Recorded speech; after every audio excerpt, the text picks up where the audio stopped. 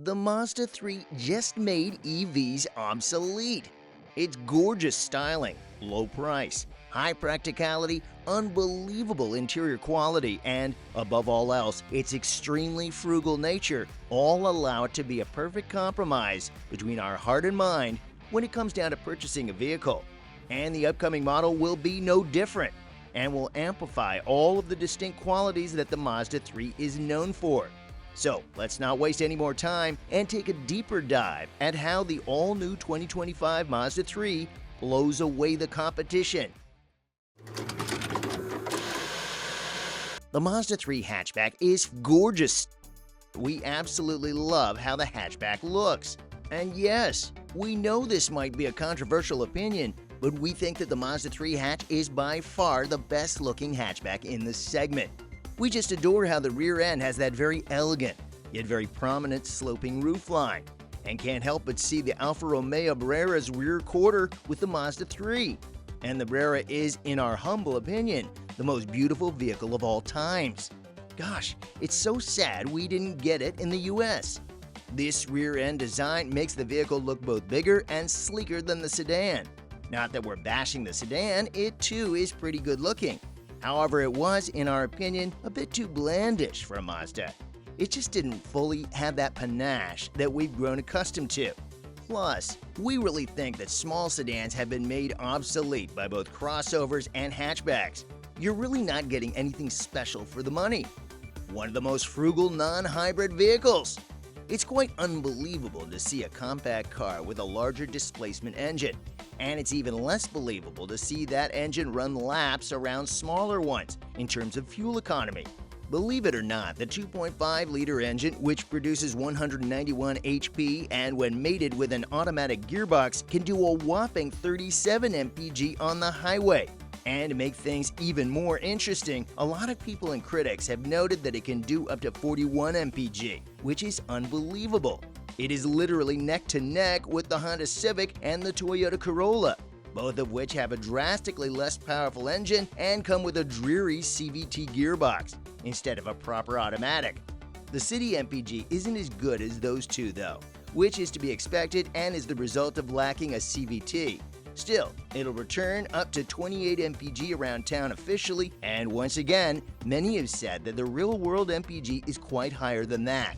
And frankly, we'd say that this MPG sacrifice is well worth the trade-off, considering the fact you won't be listening to the engine constantly screaming because it has to rev high. You can even equip the Mazda 3 with a manual gearbox too, which is sure to further increase the MPG, and if you're up for some fun, will certainly add quite a bit of an interesting and amusing experience. Of course, that's if you're not a Gen Z kid and know how to use a manual gearbox. Plus, even the high-performance version of the Mazda 3, equipped with a 2.5-liter Turbo 4 and AWD, isn't incredibly thirsty. It can do up to 31 mpg on the highway and 23 mpg, which is extremely impressive for a non-hybrid AWD vehicle that has 250 HP. Incredible interior quality.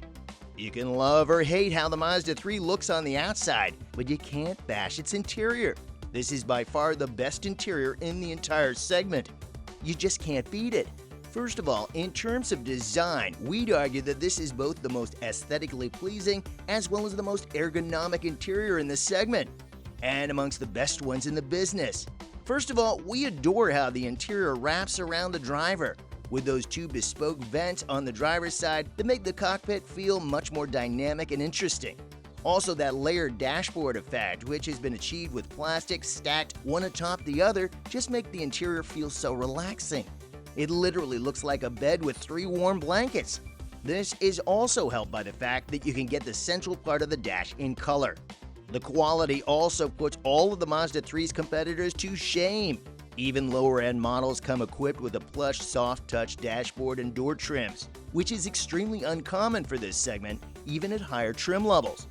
You also get well-padded yet nicely profiled seats that will keep you both comfortable and engaged when driving. Next up are the ergonomics, and once again, we have to say, bravo Mazda! Everything in this interior feels old school in the best possible way. The AC controls are dials and not switches and buttons or, God help us, ridden to the touchscreen. This makes them incredibly easy to use. Everything in the interior is also ridden to a button, and nothing is touch sensitive, including the infotainment system. And the infotainment system, pure erotica. We just don't understand why car makers keep streaming away from joystick-based infotainment screens. It's much tidier, as it leaves no fingerprints on the screen, and it's just so effortless to manipulate. Sure, you might need some time and adjusting to it, but once you get accustomed to it, it becomes second nature in a way a touchscreen never could. Plus, this means that because the entire system consists of multiple buttons, switches, dials, and swivels, that if something were to break, you could easily just source and replace one part, and not the entire infotainment screen, like it's the case with, say, the VW Jetta. But the interior isn't even the biggest trump card of the Mazda 3. Most entertaining car in the segment. Modern compact cars are extremely predictable, which makes them easy to use, easy to get accustomed to, and, well, easy to get bored with. Well, the Mazda 3 will surely challenge your boredom because it is undoubtedly the most engaging and most entertaining vehicle in the entire segment. First of all, even the low-end models come, as we've established, with a 2.5-liter engine that is quite powerful and has a very nice power delivery. And this can be amplified by equipping the Mazda 3 with a manual gearbox. In addition to that, the 2.5-liter Turbo 4 is just bonkers to drive. It, equipped with an automatic gearbox, can spring from 0 to 60 in just 5.6 seconds, which is unfathomably quick for something most would consider a grocery getter. The handling of the Mazda 3 is also fantastic for an FWD-biased car. The weight distribution is pretty good. The steering is extremely communicative and is heavier than the competition. And it just feels, well, natural. In the same sense steering felt natural in the late 90s and 2000s. It's not nearly as numb as the Volkswagen Jetta or the Toyota Corolla. Plus, you'd be pleased to know that the comfort levels are more than acceptable and beat out the likes of the Civic and the Corolla, and being on the same level as the Jetta, which utilizes an independent rear axle, unlike the Mazda 3's simple solid rear axle. Pricing and trim levels. And despite being so incredibly well-rounded and well-built, the Mazda 3 is still one of the most reasonably priced vehicles in the segment. The entry-level trim is the S, which starts at $24,950. And for that kind of money, you'll be getting all kinds of safety features, such as pedestrian detection, adaptive cruise control, smart brake support, and others, making it quite an alluring proposition. However, you will be getting quite a rudimentary car, with cloth seats, single-zone climate controls, and very basic exterior and interior design. That's why we'd much rather recommend the S Select Sport, which comes with bespoke black metallic 18-inch wheels, wider palette of colors, leatherette seats, dual-zone climate controls, and a generally nicer interior, which is quite nice for just $1,000 more over the S, as the S Select Sport starts from $25,990. With it, you'll be getting everything you really need from a vehicle.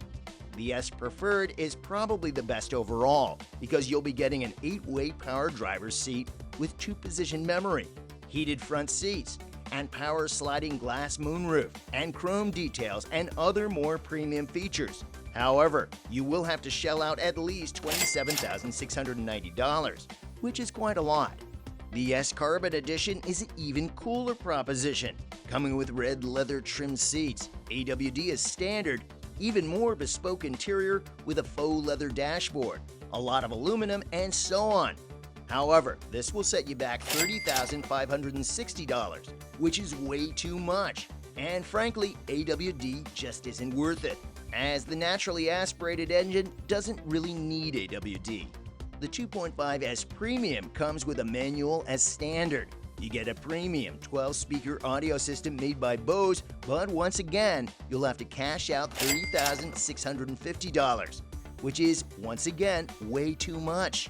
As for the turbocharged variations, you get either a carbon turbo trim or a turbo premium plus.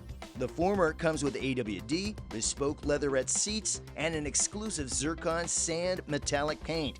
It starts from $33,250, which is well worth it considering how powerful and versatile it is.